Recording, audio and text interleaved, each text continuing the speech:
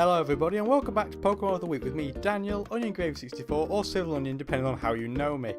This week's Pokemon is Gastrodon, number 423 in the Pokedex, and in this generation finds itself in the overused tier. This definitely contrasts with its Generation 4 performance, put it that way. It's a water ground type and has a very useful set of abilities to go alongside being a water ground type. Sticky Hold prevents item loss, but you won't see that ability pretty much ever, although it's actually not a bad one. Storm Drain is the ability you're likely to see almost all the time, and what it does is, in double battles all water type moves get directed at it, but in single battles where the competitive play is king, Storm Drain makes you immune to water types, and when you get hit by a water type attack, your special attack goes up by one stage. So it's basically like Water Absorb, but even more offensively biased. Sand Force is an ability where if it is sandstormy, Ground, Rock and Steel type moves all get a 30% bonus. Those three, incidentally, are all the types that don't get damaged by the buffering effect of Sandstorm, just to make it easier for you to remember. So being a water and ground type, it only has the one weakness, and that is to grass. Shame for it though, because its grass weakness is a quadruple weakness, and in the OU tier there are many grass types that are very prominent, which it does have to be careful with when it is dealing in the OU metagame. Resistance wise it has 4, Fire, Poison, Rock and Steel. Arguably Poison not particularly useful there, but the other 3 are all very significant. Rock in particular because it takes very little damage from Stealth Rocks when it is switching in. It has 2 immunities usually. By default the typing means it is immune to electric, but if you have Storm Drain you're immune to water as well.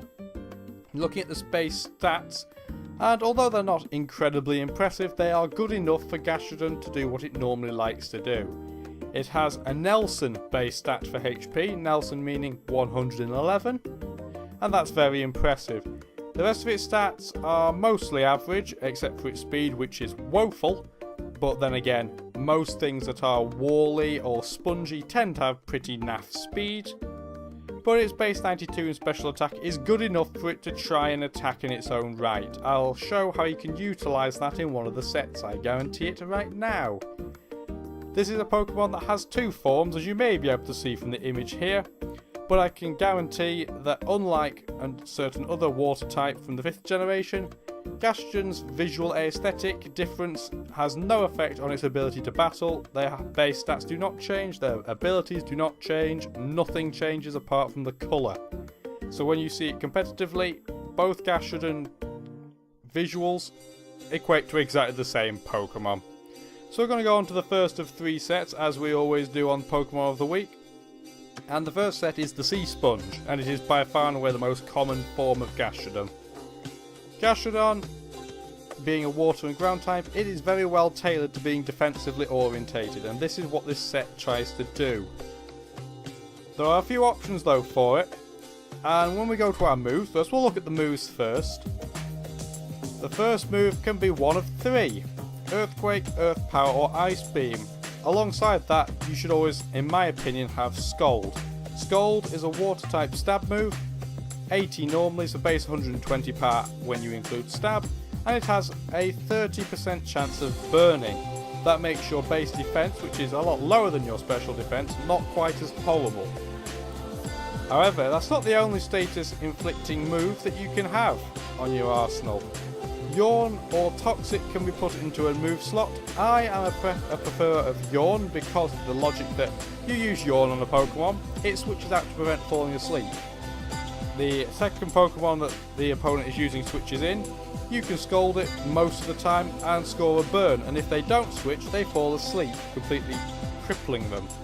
The reason I use Yawn over Toxic is because rain teams, and that's usually the type of team that Gastrodon is involved in, rain teams tend to be quite offensively orientated, and as a consequence it is very important to get a Pokemon sleeping completely out of play rather than slowly whittling its health down. So, I indicated there were 3 move choices for the first move slot, and now we're going to tackle it because it's a very difficult issue. Alongside Scald, Ice is not a particularly good move for type coverage. However, it will make you completely safe against dragons that are trying to switch in, but it does not have the stab potential that either Earthquake or Earth Power do. Putting Earthquake alongside a Scald gives you a what would used to be very common on Mixed Pert, Mixed Swampert, which used to be an OU staple in the 4th generation, and that means you're not going to be walled quite as easily. However, Earth Power, although having slightly lower power, does go off its better special attack rather than its physical attack, and it also has a chance to drop special defense on the opponent, meaning that it can do more damage consecutively over time. Recover is the default selection for the final move, simply because it is such a reliable recovery move, and if you have access to it and you're defensively orientated, you should definitely use it. Heals 50% of your HP regardless of weather condition or status effect, so it is the most effectively reliable recovery move going, so make use of it. Looking at the EVs, you may be slightly perplexed, and there are reasons for this. It's all about making sure that Gastrodon can't be too hit KO'd by anything. Maximising its HP is a default for pretty much any defensively orientated set, but the EVs that are provided here should give you the most balance when dealing with any variety of threat that may come across you. Putting a calm nature is more efficient than running a bold nature, so that is why we use it, and Storm Drain is going to be your ability so that you have another immunity. Leftovers being the item just for that gradual recovery that is also very reliable. Now we go on to the second set, and it's where Gastrodon gets really much more aggressive. And Gastrodon really is very much expected to be a defensively orientated Pokemon. So when you attack with a choice specs, with your maximum investment in the rain, having switched in on a water type move, your Surf is going to destroy nigh on everything that comes across your path. It doesn't quite score a 2-hit KO on Blissey, but it gets a 2-hit KO on nigh on everything else. So that is how powerful that can be. Although you don't get the chance of burn with Surf, its base power being 15 higher before stab, so 22.5 higher with stab than Scald, is really all important when you're going for maximum attack setting. Ice Beam, Earth Power and Hidden Power Grass all go in great conjunction with this, and I will put the IVs for Hidden Power Grass in there for you in the green IV box. And that type coverage is pretty much perfect. Especially because, like I said, when it comes to rain teams in particular, normally what happens for a very uninspiring fight is that the rain gets set up by a Politoed and then everybody spams water moves unless they have a weather inducer on the opposing team. This is definitely a set that I prefer to run choice specs on rather than Life Orb. If you are running Life Orb, you can have Recover instead of Hidden Power Grass, but by doing that you are horribly cutting down your potential to take out a wider range of threats, including other Gastrodon, ironically. So, generally speaking, if you're going to use Gastrodon in this way, you want to use the shock factor of being so aggressive, and as a result I would put choice specs on it and run it as aggressively as you can. When it comes to the EVs though, if you're running a Life Orb set, you should run 104 EVs because it's the most efficient. Remember, Life Orb always takes 10% of your health, but it rounds down. So if you had 99 HP, for example, it would take 9. If you had 100 HP, it would take 10. So you want to be as efficient as you can.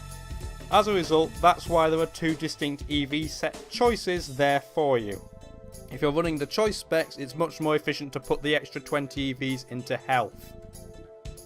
So if we go on to the final set, and this is a set that should be very, very familiar to you if you're a long-time watcher of Pokemon of the Week. And in the OU tier, usually you see Ninetales and Politoads and Tyrannitars and Hippowdons, and they all set weather up by default. When you lose your lead weather inducer though, you could get quite stuck if the opponent still has one. So this is why you have a Pokemon with a backup weather inducing move just in case. And this is a set that I've used very successfully in OU, it has to be said. You make it so it's maximising its special defence potential. And the reason to do that is because it's usually special attacks that Gastrodon gets hit with when you predict incorrectly trying to switch into a water type move. Rain Dance, when you have Damp Rock, makes rain last for 8 turns. I personally run Leftovers, even though obviously that's not as versatile, it does give you more health gradually over time. And this is very similar otherwise to the first set. Using Yawn, you can either force a switch out or completely cripple a Pokemon because of the sleep mechanics in the 5th generation. If they switch out, you can try and burn whatever comes in with your Scald, and with Recovery it means you can do this rain setting up time after time after time whenever you need it. So even if you can't get the opponent's weather inducer killed on KO straight away, you can keep trying and keep setting the weather up to your advantage rather than theirs. This does make, as I put in the note, weather versus weather battles much more safe and secure because you don't have to completely go paranoid about saving your instant weather setup without having to do things that aren't the correct play. I mean, Gastrodon being immune to electric does mean that you can switch in on any electric type that is potentially threatening Politoed. Just be careful not to get hit by hidden powered grasses because they are reasonably common. Not as common as hidden power ice, but they are still quite common nonetheless, so do watch out. I hope you've enjoyed this video. Next week is the special if you bear in mind, and I've picked the Pokemon already, because that is what I said I would do last week. So I hope you enjoy next week, and please do comment, like, subscribe to Yeousch Alliance and my own channel if you're into that sort of thing, and have a great time. Peace out everybody. If you enjoyed the video you've just seen, please join my Facebook group and follow me on Twitter for the latest news.